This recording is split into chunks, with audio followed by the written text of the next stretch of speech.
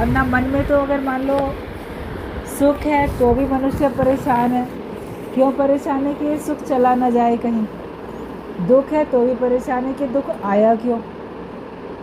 तो दोनों ही बातों में मन परेशान है। ज्ञान में आने के बाद आंसू आए तो बुरा है, नहीं आए तो लोग बोलेंगे बुरा। लेकिन गुरु ने सिखा दिया हर बात में भलाई है। सचमुच में भलाई देखने की जो समझ है वो हम लोग को ज्ञान में आने के बाद ही मिलती है। और ज्ञान से ही शक्ति आती है। जो भी पूरी बात चल रही थी सहने की शक्ति, तो ज्ञान से आती है। और अभी जैसे नवरात्रि के दिन चल रहे हैं तो देवी शक्ति का ही चल रहा है। ये शक्ति का प्रतीक है। हम भगवान से शक्ति मांगते हैं, हर प्रकार की शक्ति मांगते हैं। एक भजन भी आता है, इतनी शक्ति हमें देना दाता, मन का विश्वास कमज़ोर होना। तो विश्वास कमज़ोर ना हो इस बात के लिए भी शक्ति मांगी जाती है। वरना छोटी छोटी बातों में भगवान में से विश्वास हट जाता था और लगता था कि अब बड़ी कमज़ोरी आ गई है। मगर ज्ञान में आके सभी लोग ने अपना जीवन देखा होगा कि अब किसी प्रकार की कमज़ोरी नहीं है। अब क्या कारण है रोने का? अब रोने का कारण भी नहीं बचा। लेकिन कुछ प्रेम में अगर मान लो किसी की बात करते करते, कभी किसी की बात करते करते मान लो आपका दिल भर आया, आपकी आंखें थोड़ी भर आईं, छलछला गईं, गला थोड़ा रुंध गया, बाय चांस कभी ऐसा, तो उसमें भी तो गुरु ने कहा कोई इसमें तुम दोषी थोड़ी हो गए, तुम्हारा दोष थोड़ी है। किसका कितना साथ, किसका कैसा होता है, कभी शुक्राने में भी, कभी प्रेम में भी, भगवान की भक्ति में कभी भक्त को आंसू आते हैं, भाव विभल मन हो जाता है एकदम। तो अनेक तरह के आंसू हैं। लेकिन ज्ञान में आने के बाद आप देखोगे धीरे धीरे आपके आंसू किसी भी तरह के अब बहने बंद हो जाते हैं। पहले संसार की कमी को देख के बहते थे, वो बंद हो गए। फिर परमात्मा के शुक्राने में बहते थे, वो बंद हो गए। फिर जैसे भक्ति भावना में बह रहे थे, वो भी बंद हो गए। जब तक द्वैत है तभी तक आंसू हैं। लेकिन जब हमारा द्वैत का समूल नाश हो जाता है, जो तू है सो मैं हूँ, जो मैं हूँ सो तू है, जब वो बात पक्की हो जाती है, उसके बाद आपके आंसू नहीं निकलते। हमें याद है कई बार हमने बात बताई सत्संग में। एक बार जैसे 7 जून पे गीता भगवान की पुण्यतिथि होती है, तो गीता भगवान का दिन था 7 जून पे। तो गुरुजी सत्संग कर रहे थे। फिर उन्होंने कहा कि जो जो लोग गीता भगवान से मिल रहे थे, तो वो लोग ऐसे स्टेज पे आके बैठ के उनके बारे में कुछ बताओगे। तो तब गुरुजी के घर में मालवीनु में बरामदे में सत्संग होता था। थोड़े ही लोग थे, थोड़ा ही सत्संग होता था। और तब उनके आंगन में भी कम लोग होते थे, बरामदे में ही पूरे समा जाते थे। इतनी पुरानी बात है। और उस समय गीता भगवान का जैसे अंतर्ध्यान हुए, ब्रह्मलीन हुए, ज़्यादा समय भी नहीं हुआ था, 2-3 साल ही हुए थे। तो उस समय 7 जून लोगों को बहुत ज़्यादा जैसे एकदम उनकी यादों में ले जाती थी, क्योंकि काफ़ी कम समय हुआ था। तो जब बात वहाँ पे चली तो बेबी दीदी को उन्होंने बोला, गुरुजी तख़त पे बैठ के सत्संग करते थे, तो वही तख़त पे ही अपने आगे बिठा के कर रहे थे। प्रेम आंटी भी देख चुकी थी, तो प्रेम आंटी ने बात की। बेबी दीदी भी उनसे मिल चुकी थी, तो बेबी दीदी गीता भगवान के बारे में बता रही थी। तो बताने में जैसे भी बात चली, गला एकदम कभी कभी शुक्राने में गुरु के लिए रुंध जाता है, प्रेम में आंसू आने लग जाते हैं। तो उनका बोलते बोलते गुरु की याद में, गीता भगवान की याद में थोड़ा सा वाणी उनकी रुक रही थी, बोल नहीं पा रहे थे ठीक से। थोड़ी देर बोला, फिर नहीं बोल पा रहे शुक्राने में। तो प्रमिला भगवान ने उस समय उनको कहा कि क्या बात है, क्यों तुम रुक रही हो ठीक से, जबकि उनको पता था क्यों रुक रहा है गला। तो भी कहा कि क्यों रुक रहे हो, ठीक से बोलो। तो ऐसे वो झेप गई दीदी, बेबी दीदी थोड़ा मुस्कुरा दी, बोली नहीं ऐसे ही थोड़ा प्रेम में आ गई, आंसू आ गए। तो प्रमिला भगवान ने कहा, क्या हमसे अधिक प्रेम है तुमको? हमने जो इतनी देर अभी उनके बारे में बोला, जो हमने इतनी देर अभी बात की, जैसे पूरा सत्संग किया, उनकी पूरी महिमा गाई उन्होंने, और कहा क्या हमसे अधिक तुमको उनसे प्रेम है? हमारे क्या गला रुंध रहा था, हमारे क्या आंखों में आंसू आ रहे थे जब हम उनकी महिमा गा रहे थे? क्या हमको प्रेम नहीं था, या क्या हमको कम है तुमसे, तुमको अधिक है? तो हम कैसे आराम से धीरज से बोल रहे हैं, तुम लोग भी उसी तरह से धीरज से बोलो। तो हमने देखा कि कैसे गुरु आप समान निश्चय कराने में लगे रहते हैं, क्योंकि उनकी स्थिति में और बेबी दीदी की स्थिति में तो थोड़ा उस समय अंतर था ही, मगर वो स्थिति उनकी अपने बराबर बनाने के लिए उन्होंने उनको इतनी पॉजिटिव बात बोली कि कैसे हम कैसे ठीक से बात करते हैं, क्या प्रेम की कमी थोड़ी है, लेकिन फिर भी हम जब लेक्चर करते हैं तो ठीक से बात करते हैं। तो तुम लोग भी इतने बहादुर बनो कि भीतर से चाहे कितना भी प्रेम है किसी के लिए, आप उसके बिना एक पल भी नहीं रह सकते हैं। और गुरु की याद तो सुखदाई होती है, प्रभु तेरी याद महासुखदाई। तो भगवान की याद भी सुखदाई है, गुरु की याद भी सुखदाई है। लेकिन जब कभी आप पब्लिक में हो, आप सत्संग कर रहे हो, तो उस समय आपके अंदर में दूजा भाव खत्म हो जाना चाहिए, द्वैत समाप्त हो जाए। तो जब द्वैत समाप्त हो जाएगा तो आपके अंदर में आँखों में से आंसू या गला का रुंध जाना तब नहीं होगा। तब आपको एक ऊर्जा, एक शक्ति का अनुभव होगा कि वो ही है, मैं नहीं हूँ, अब वो ही है, भगवान ही है इस समय, गुरु ही इस समय है, लेकिन इस समय हम नहीं हैं। तो वो अवस्था गुरु हम सब लोगों की ब्रह्म ज्ञान से बनाते हैं। तो चाहे हम किसी के लिए भी बात करें, आप अपने प्रिय संबंधियों के लिए बात करो, परिवार में से जो आपको बहुत प्रेम करने वाले थे वो आज दुनिया में नहीं है, वो चले गए, आप उनकी बात करो, तो आप शक्ति अपने अंदर समा के, शक्ति अपने अंदर भर के तब आप बात करो। तो गुरु अपने ब्रह्म ज्ञान से हमको इतनी शक्ति देते हैं। एक एक देवी का जो स्वरूप है वो हमको एक एक प्रकार की शक्ति देके जाता है। जो भी सब लोग नवरात्रि इतने धूमधाम से हम सब लोग मनाते हैं, भगवान की पूजा करते हैं, व्रत रखते हैं, मंदिरों में जाते हैं, तो वो क्यों? ताकि देवी की वो शक्तियाँ, दैवी शक्तियाँ हमारे अंदर प्रकट हो जाए। उन शक्तियों से हम अपने आप को शक्तिशाली बना लें, और शक्ति से हम फिर मुकाबला करेंगे। निर्बल व्यक्ति मुकाबला थोड़ी कर सकता है, जो शक्तिशाली होगा वही तो मुकाबला कर सकता है। किसी भी परिस्थिति की कैसी भी बात हो, ज्ञानी उसमें सहज होकर रहता है, सहज की उसकी ज़िंदगी है, सहजता से चलता है, तो उसका जीवन आसानी से पार लग जाता है। कभी आप परेशान हो कि चलो, तो आपको लगेगा रास्ता कट ही नहीं रहा। कभी अंदर बड़ी हलचल है, अंदर बहुत तेज़ी है, और आपको यहाँ से लेके वहाँ तक का रास्ता पैदल पार करना है। आपका मन तो बहुत तेज़ दौड़ेगा, और आपको उस समय लगेगा मैं कितना जल्दी हो सके पंख लग जाएं तो पहुँच जाऊँ। लेकिन मन जितना परेशान होगा उतना आप जल्दी नहीं पहुँच सकोगे। लेकिन जितना सहज हो जाओगे तो आप देखोगे हम बड़ी जल्दी पहुँच गए। तो जीवन में भी हमको सहजता धारण करनी है, तो हम परमात्मा तक बहुत जल्दी पहुँच जाते हैं। उतावलापन अंदर में परेशानी देने वाला नहीं होना चाहिए। तीव्रता हो, गति भी हो, तीव्रता भी हो, लेकिन इतना उतावलापन नहीं हो कि कब होगा, कैसे होगा, उसमें जो हम परेशान हो जाते हैं वो नहीं। तो आप देखोगे आपका योग लग ही जाता है। सत्संग में आते आते हम सबका योग लग ही जाता है, भगवान से हमारा एकत्व हो ही जाता है। उसको और अपने को हम अलग अब मानते ही नहीं हैं। लेकिन ये स्टेज आते आते आती है, सीढ़ी एक कदम चढ़ते चढ़ते आप पूरी ऊपर तक चढ़ पाते। तो राह में चलते जाओ तो एक दिन आपको मंजिल मिल जाएगी, लेकिन मंजिल पे पहुंच के आपको अपने अंदर फिर स्थिरता तो रखनी है ना।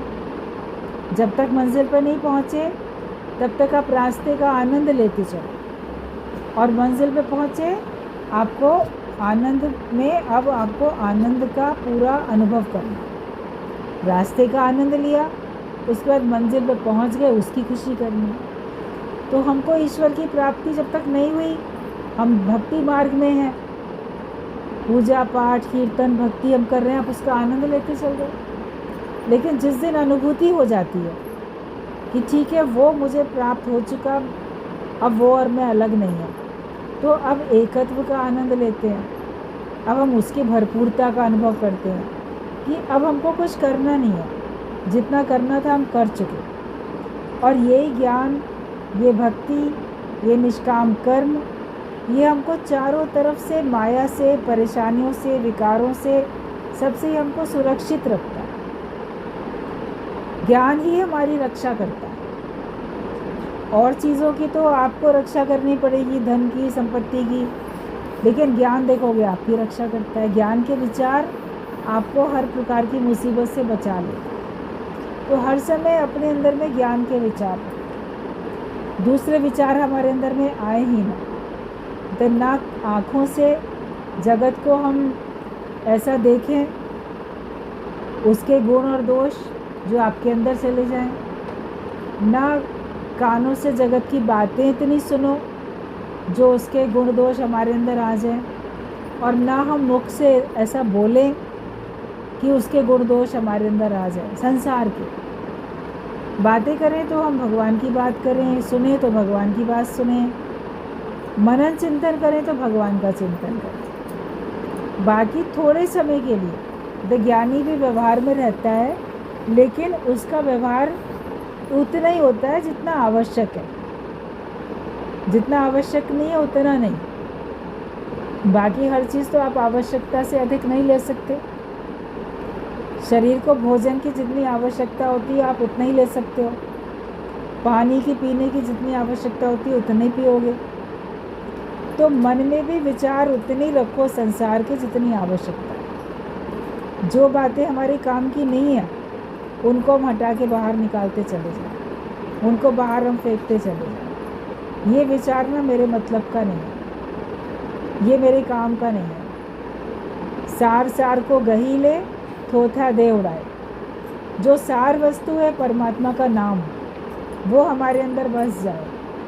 और जो असार है, जिसमें सार है ही नहीं, वो संसार है। जो असार है जिसमें, वो हम हटाते चल जाएं। उसकी अब हमको ज़रूरत भी नहीं है। जब तक ज्ञान नहीं था तब तक आपका माया में, अज्ञानता में आपका गुजारा हो रहा था, बड़ा अच्छा गुजारा हो रहा था, बड़े सब खुश थे। लेकिन अब ज्ञान में आने के बाद अब तो हमारा काम ज्ञान से है, अब मेरा उन चीज़ों से काम नहीं है। बच्चे छोटे हैं तो खिलौनों से मन बहला रहे थे, जब बड़े हो जाते हैं खिलौने अपनी जगह पे हैं, बहुत सुंदर है। मान लो कोई अपने बचपन के खिलौने अपने साथ रख भी लेता है, देख के खुश होता है, लेकिन अब उनसे खेलने थोड़ी बैठ जाता है। वो बस इतना जानता है कि बचपने में ये अच्छे थे, लेकिन अब ये मेरे काम के नहीं है। अब जिसके काम के हैं तो मैं उसको दे दूँ, या ठीक है रखे तो रखे। तो ज्ञानी के लिए अब माया काम की नहीं होती है। जब तक अज्ञान था तब तक उसका सहारा लिया, लेकिन अब मेरा सहारा भगवान है। अब भगवान का ही सहारा लेके चलता हूँ, वही मुझे चलाते हैं। और भगवान ने माया दे रखी है मेरे व्यवहार के लिए। जितना ज़रूरी है उतना ही करो, उससे अधिक नहीं। बाकी अपना समय निकाल के भगवान की भक्ति में लगा दो। जिन जिन लोगों ने भगवान की भक्ति की, उन्होंने अपना समय बचाया और बचा के भगवान को अर्पण किया। 24 घंटे तो सभी के पास है। मन तो एक है, चाहे जिधर लगाओ, चाहे संसार में चाहे भगवान में। और जिधर हमारा मन ज़्यादा जाएगा उधर का ही प्रभाव हमारे पर अधिक पड़ेगा, और जिधर जाता है उसकी ओर और अधिक जाने का मन भी करता है।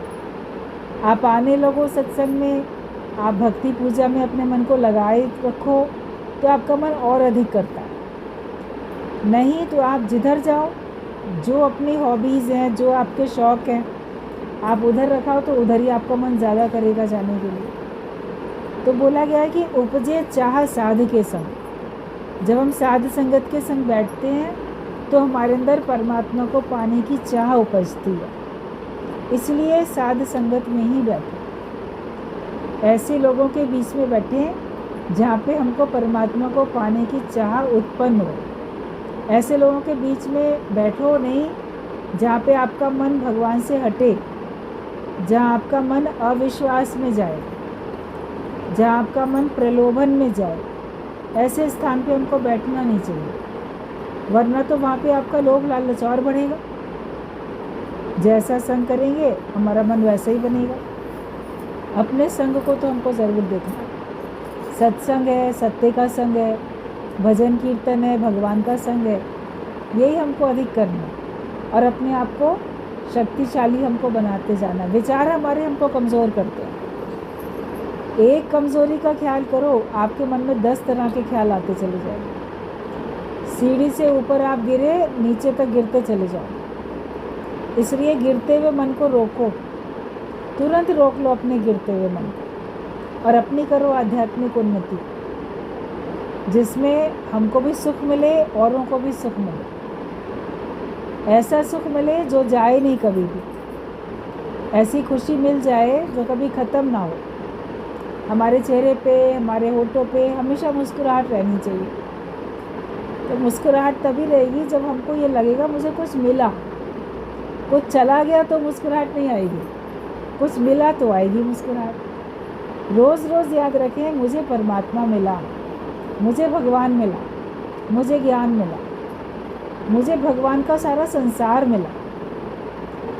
एक छोटा सा चुटकुला था, उसको दृष्टांत के तौर पे गुरुजी बताते थे कि एक जगह पे 3-4 बच्चे आपस में दोस्त बातें कर रहे थे। तो एक ने कहा कि मेरा पिता जो था वो दुनिया से गया तो मेरे लिए इतनी इतनी प्रॉपर्टी छोड़ के गया। दूसरा बोलता है अच्छा, मेरा पिता दुनिया से गया तो मेरे लिए इतना इतना छोड़ के गया।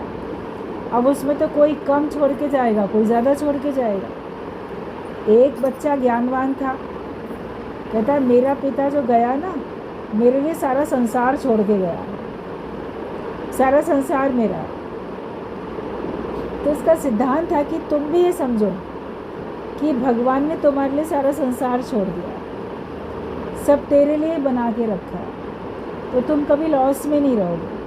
हम सोचेंगे हमको ये नहीं मिला, हमको वो नहीं मिला, हमें कम मिला, तो कमी की तरफ ध्यान जाएगा।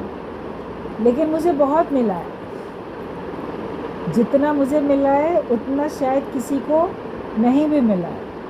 कई लोग ऐसे हैं जिनको इतना भी नहीं मिला।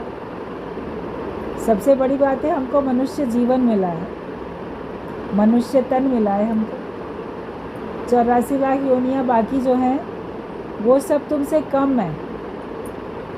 वो दुख भोगने के लिए आते हैं, कर्मों के फल भोगने के लिए आते हैं, और मनुष्य उन सब पे शासन करने के लिए आता है। मनुष्य अपने मन पे भी शासन कर पाता है, उन पर भी कर पाता है, और परमात्मा की प्राप्ति कर पाता है। वो लोग सुख भोग सकते हैं अगर उनके उस जन्म में भी उनके भाग्य में दुख सुख हैं, तो सुख तो उनको भी मिल जाएगा, लेकिन उनको भगवान की प्राप्ति तो नहीं होगी। 84 लाख योनियों में किसी को भी भगवान की प्राप्ति होने वाली नहीं है। हम भाग्यशाली हैं कि हमको भगवान मिल सकते हैं, संभावना है, हम ज्ञानवान बन सकते हैं, हम दूसरों को भगवान के रास्ते पे लगा सकते हैं, हम दूसरे के दोषों को दूर कर सकते हैं, अपने और दूसरे के दोनों के दोषों को हम दूर कर सकते हैं। पशु पक्षी दूसरों को सुधार नहीं सकते, अपने स्वभाव से बंधे हुए हैं। मनुष्य अपने स्वभाव को वश में कर सकता है, और माया के जितने पदार्थ हैं वो भी सबके पास बहुत है। सत्संग में पॉइंट चलता है कि अगर तुम्हारा शरीर स्वस्थ है तो तुमको बहुत बड़ी उपलब्धि है। उसके भगवान के करोड़ शुक्राने मानो कि मेरा शरीर स्वस्थ है। और अगर आज स्वस्थ नहीं है तो जितने दिन तक स्वस्थ था उतने दिन के शुक्राने मानो कि शुक्र है उतने साल तक तो भगवान ने स्वस्थ रखा, बाद में ही बीमार किया। और अगर बीमार हूँ भी तो कितने डॉक्टर, हॉस्पिटल, दवाइयाँ सब हैं। भगवान का हुक्म होगा तो हम ठीक भी हो सकते हैं, भगवान का हुक्म नहीं है तो लेन देन पूरा करके भगवान से मिलके एक हो जाएंगे। ये तो सभी जानते हैं कि शरीर सबको छोड़ना है। जो दुनिया में आता है शरीर धारण करके, वो शरीर को छोड़ के इसी दुनिया में चला भी जाता है, तो ये सभी को पता है। तो हमें तो शुक्राने गाने, अगर हमारा स्वस्थ शरीर है तो हमें इस बात के सबसे बड़े शुक्राने गाने चाहिए। दूसरा, अगर आपको नींद अच्छी आती है तो आप उसके बहुत शुक्राने मानो। कितने लोगों को तो चिंताएं, परेशानियां, उनको नींद ही नहीं आती है। बीमारी कभी ऐसी हो जाती है नींद नहीं आती है। नींद की गोलियां भी कुछ दिन बाद असर करना बंद कर देती हैं, तो उनको नींद नहीं आती है। तो अगर आपको अच्छी नींद है तो आप भगवान के शुक्राने मानो। ये दो बड़े में बड़े सुख हैं, स्वस्थ शरीर और अच्छी नींद। और बाकी माया के जितने भी पदार्थ हैं उनमें जो सुख है वो आधे सुख के बराबर है। उसमें से तो बहुत सारे पदार्थ सबके पास होते हैं। किसी के पास अपना घर है तो किसी के पास किराए का घर है, किसी के पास कुछ है। सब तो जीवन जी रहे हैं अच्छे से। तो जो जितना मिला उसका हमको शुक्रिया अदा करना चाहिए। शुक्राने गाते रहेंगे तो हमारा जीवन आसानी से बीतेगा। शिकायतें करते रहेंगे तो हमारा जीवन कठिनाई से बीतेगा। तो ये हमारे ऊपर है। अपना जीवन हम खुशी से, आसानी से बिताना चाहते हैं या परेशानी से, कठिनाइयों से बिताना चाहते हैं। तो कठिनाइयों से तो कोई भी नहीं बिताना चाहेगा।